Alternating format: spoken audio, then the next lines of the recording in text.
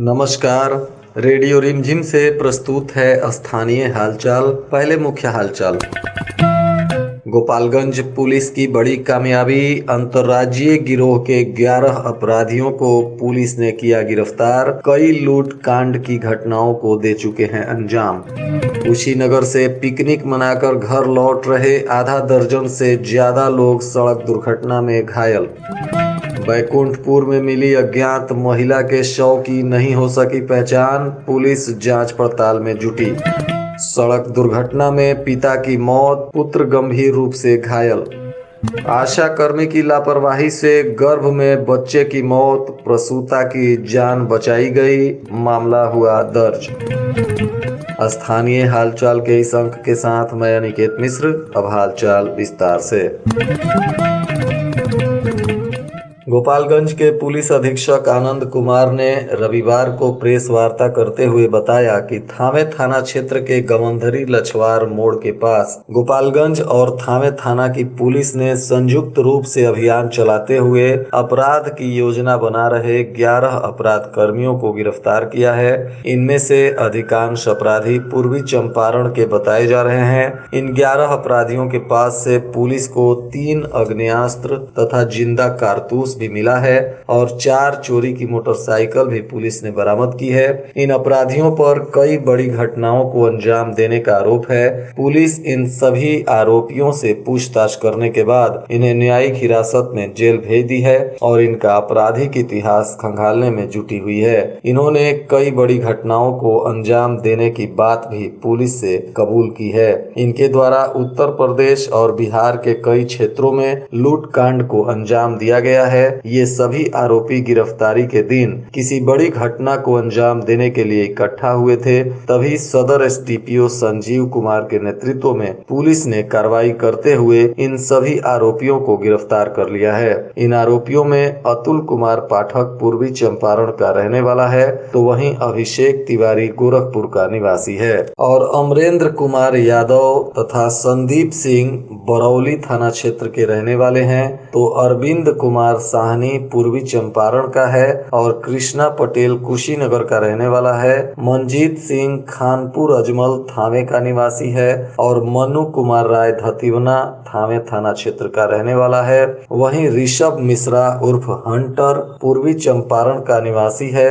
सचिन ठाकुर उर्फ यशवंत तथा सत्यम कुमार उर्फ राइडर भी पूर्वी चंपारण के रहने वाले हैं। ये सभी अपराधी एक दूसरे के साथ सिंडिकेट बनाकर अपराध की घटना को अंजाम दे रहे थे और इस बार भी ये लोग योजनाबद्ध तरीके से किसी बड़ी कांड को अंजाम देने के लिए इकट्ठा हुए थे।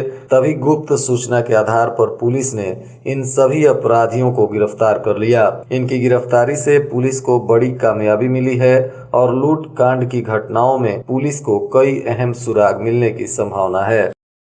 कुचायकोट थाना क्षेत्र के भटवा NH 28 ओवर ब्रिज पर अनियंत्रित होकर एक सवारी से भरी कार ने ट्रक में ठोकर मार दी, जिसके वजह से कार में सवार 9 लोग गंभीर रूप से घायल हो गए। इन सभी घायलों को स्थानीय अस्पताल में भर्ती कराया गया, जहां से इनको सदर अस्पताल में रेफर कर दिया गया है। ये सभी लोग सिवान जिले के बड़हरिया थाना के पड़रौना गाँव के रहने वाले हैं, जिनमें संतोषी देवी, सुनील कुमार, रोहित सोनी, प्रेमी कुमारी देवी, आनंद कुमार, दीप कुमार सोनी, श्री भगवान यादव, दीपिका कुमारी शामिल हैं। इन सभी घायलों का कुचायकोट स्थानीय अस्पताल तथा सदर अस्पताल में इलाज चल रहा है। घटना के संबंध में पता चला है कि ये लोग कुशीनगर से पिकनिक मनाकर घर लौट रहे थे। तभी शनिवार की देर संध्या भटवा मोड़ के पास ओवर ब्रिज से नीचे उतरते समय इनकी कार एक ट्रक से जाकर टकरा गई, जिसके बाद ये लोग घायल हो गए।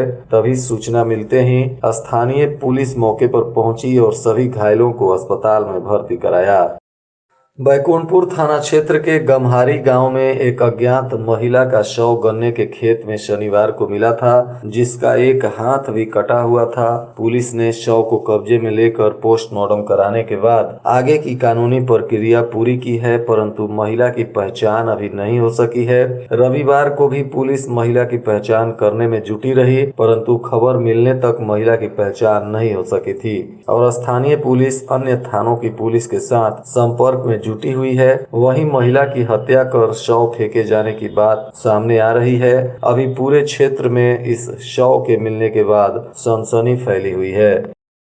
बैकुंठपुर थाना क्षेत्र के महुआ गांव में साइकिल से आ रहे पिता पुत्र को अज्ञात वाहन ने ठोकर मार दिया, जिसके वजह से पिता की मौत हो गई है। वहीं पुत्र इस घटना में घायल है, जिसका इलाज चल रहा है। प्राप्त सूचना अनुसार इस घटना में मृतक गौरी राम बताए जा रहे हैं, जो साइकिल से अपने लड़के को लेकर कुछ सामान खरीदने जा रहे थे, तभी किसी अज्ञात वाहन ने जोरदार ठोकर मार दिया, जिसके बाद गौरी राम की मौत हो गई और उनका छोटा सा बच्चा घायल है, जिसका सरकारी अस्पताल में इलाज चल रहा है। घटना की सूचना मिलने के बाद मृतक के परिजनों में कोहराम मचा हुआ है। वहीं पुलिस ने शव को पोस्टमार्टम कराने के बाद परिजनों को सौंप दिया है तथा मामले की तफ्तीश में जुटी हुई है। एक गर्भवती महिला की इलाज में लापरवाही बरतने के कारण गर्भ में ही शिशु की मौत हो गई। बाद में दूसरे क्लिनिक में ले जाकर ऑपरेशन कराने के बाद मृत शिशु को बाहर निकाला गया, तब कहीं जाकर महिला की जान बच सकी। इस मामले को लेकर पीड़िता ने स्वास्थ्य विभाग के साथ साथ सारण रेंज के डीआईजी के पास भी शिकायत पत्र भेजकर कार्रवाई की मांग की है। इसमें पीड़िता का कहना है कि आशा कर्मी के द्वारा पीड़ित परिवार को गुमराह करते हुए कमीशन लेने के चक्कर में एक अस्पताल में भेज दिया गया, जहां इलाज के दौरान बच्चे की मौत हो गई थी। शिकायतकर्ता मझवलिया गांव के रहने वाले ज्ञानचंद शर्मा की पत्नी तारा देवी है। इसमें तारा देवी ने ही बताया था कि भोरे रेफरल अस्पताल में वे अपना इलाज कराने गई थी, जहां मौजूद आशा कार्यकर्ता कुमकुम देवी ने एएनएम के साथ मिलकर सरकारी अस्पताल में अच्छा इलाज नहीं होने की बात कहते हुए निजी क्लिनिक में भर्ती करवाने की सलाह दी और निजी क्लिनिक में जाने के बाद प्रसूता की इलाज के दौरान ही गर्भ में बच्चे की मौत हो गई। उसके बाद भी प्रसूता के परिवार से 50,000 रुपए भी मांगे गए और नहीं देने पर इलाज लापरवाही के साथ किया गया, जिसके वजह से बच्चे की मौत हो गई। जिसके बाद वहां से अपने मरीज को उठाकर दूसरे अस्पताल में ले गए, जहां परिजनों के कहने पर दूसरे डॉक्टरों ने ऑपरेशन कर मृत शिशु को बाहर निकाला और प्रसूता की जान बचाई। वहीं इस मामले में आवेदन मिलने के बाद पुलिस हरकत में आई है और गंभीरता से जांच पड़ताल में जुट गई है। कुचायकोट थाना क्षेत्र के एनएच 27 पर बलथरी चेक पोस्ट के पास एक तेज गति से आ रही बस ने स्कॉर्पियो को पीछे से जोरदार टक्कर मार दिया, जिसमें स्कॉर्पियो बुरी तरह से क्षतिग्रस्त हो गई। हालांकि शुक्र रहा कि स्कॉर्पियो का चालक और सवारी दोनों लोगों को मामूली चोटें आईं और कोई बड़ी हताहत होने से बच गई। हालांकि स्कॉर्पियो के मालिक के द्वारा अन्य लोगों के साथ मिलकर घटना स्थल से घायलों को अस्पताल लाया गया, जहां उनका इलाज हुआ है। वहीं मिली जानकारी के अनुसार उत्तर प्रदेश कुशीनगर जिले के तरया सुजान थाना क्षेत्र का यह स्कॉर्पियो था, जो चालक लेकर गोपालगंज की तरफ आ रहा था। तभी बलथरी गांव के सामने दिल्ली से आ रही बस ने जोरदार ठोकर मार दिया और स्कॉर्पियो दुर्घटनाग्रस्त हो गई। भोरे पुलिस ने खलवा गांव में छापेमारी कर दहेज अधिनियम के मामले में फरार चल रहे एक आरोपी को गिरफ्तार कर लिया, जिससे पूछताछ करने के बाद पुलिस ने न्यायिक हिरासत में जेल भेज दिया है। प्राप्त सूचना अनुसार यह आरोपी मुन्ना मिश्रा बताया जा रहा है, जिसकी पत्नी भारती मिश्रा ने अपने ही पति पर दहेज मांगने और पुत्र नहीं जनने पर मारपीट करने तथा दूसरी शादी रचाने का आरोप लगाते हुए मामला दर्ज कराया था और तब से मुन्ना मिश्रा फरार चल रहा था। अब पुलिस ने मुन्ना मिश्रा को गिरफ्तार कर लिया है और जेल भेज दिया है। बैकुंठपुर सरकारी अस्पताल में टेंडर की प्रक्रिया पूरी होने के 3 महीने बाद भी एक्सरे सेवा शुरू नहीं की जा सकी है। डिजिटल एक्सरे की सुविधा अस्पताल में उपलब्ध कराई गई है, लेकिन रोगियों को 3 महीने बाद भी इसका लाभ नहीं मिल रहा है, जिसके वजह से लोग काफी परेशान हैं और स्वास्थ्य विभाग के आला अधिकारियों से जल्द ही यह सेवा शुरू कराने की मांग कर रहे हैं। बरौली के रहने वाले एक मोटरसाइकिल सवार की महिला को बचाने के दौरान जबरदस्त दुर्घटना हो गई, जिसमें वे गंभीर रूप से घायल हो गए। जिसके बाद स्थानीय लोगों ने इस घटना में घायल अमोद कुमार को सदर अस्पताल में भर्ती कराया है, जहां अमोद का इलाज चल रहा है। यह दुर्घटना बढ़िया मोड़ के पास हुई, जिसमें पीड़ित मोटरसाइकिल से किसी काम के लिए जा रहे थे, तभी अचानक गाड़ी के सामने एक महिला दौड़ती हुई आ गई, जिसको बचाने के लिए मोटरसाइकिल सवार मोटरसाइकिल लेकर गिर गए और गंभीर रूप से घायल हो गए। वहीं घायल अमोद कुमार का फिलहाल सदर अस्पताल में इलाज चल रहा है। अमोद कुमार माझा के हरिओम फीड्स में कार्य करने वाले एक कर्मी बताए जा रहे हैं।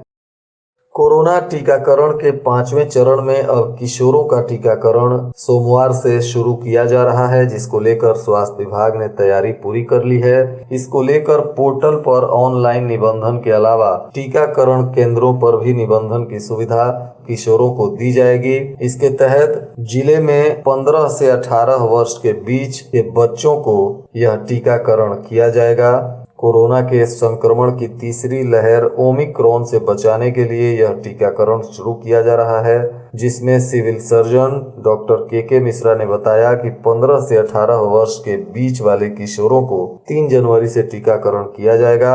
इसमें पहले चरण में 3 जनवरी से सभी प्रखंड मुख्यालय में एक एक टीकाकरण केंद्र बनाया गया है तथा जिला स्तर पर 2 से 3 टीकाकरण केंद्र बनाया जाएगा, जहां किशोर और किशोरियों का टीकाकरण किया जाएगा। इसके लिए सभी पीएचसी प्रभारियों को भी निर्देश जारी कर दिया गया है। कुचायकोट प्रखंड की रहने वाली लक्ष्मी पाठक, जो बलथरी गांव के पंडित बलराम पाठक की पुत्री हैं, इन्हें गोपालगंज ताइक्वांडो एसोसिएशन संगठन द्वारा राज्य स्तर पर प्रतियोगिता में शामिल होने के लिए भेजा गया था और ये बक्सर में खेलते हुए बिहार स्तरीय ताइक्वांडो प्रतियोगिता में लखीसराय के दीप लक्ष्मी को हराकर सिल्वर मेडल प्राप्त की हैं, जिसकी वजह से लक्ष्मी के घर पर शुभकामनाएं देने वालों का तांता लगा हुआ है और लक्ष्मी आगे भी राष्ट्रीय स्तर पर खेलते हुए गांव और जिले का नाम रोशन करना चाहती हैं।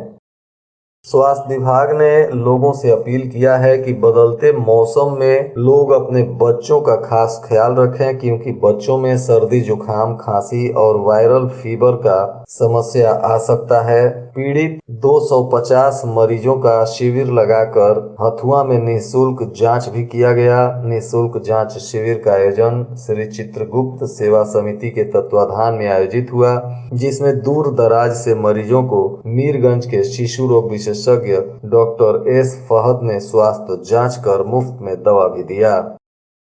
स्वास्थ्य विभाग ने सेवाओं की उपलब्धता एवं लोगों तक इसकी आसान पहुंच सुनिश्चित करने के लिए सरकार के द्वारा कई प्रयास किया जा रहा है। साथ ही स्वास्थ्य सेवाओं की प्रदायगी को प्रदृढ़ करने की दिशा में भी गंभीर रूप से प्रयास हो रहा है। इसको लेकर सरकार ने 104 नंबर टोल फ्री नंबर की शुरुआत की है, जिसका मुख्य उद्देश्य चिकित्सकीय सेवा को सुदृढ़ करने तथा उच्च स्तरीय स्वास्थ्य सेवाएं मुहैया कराने का है। अधिक से अधिक लोगों तक स्वास्थ्य सेवाओं को पहुंचाने एवं समय के साथ साथ स्वास्थ्य सेवाओं को सुनिश्चित करना भी है। अब यदि कोई भी व्यक्ति स्वास्थ्य सेवा में यदि कोई समस्या आ रही है तो वह 104 टोल फ्री नंबर पर कॉल कर जानकारी हासिल कर सकता है।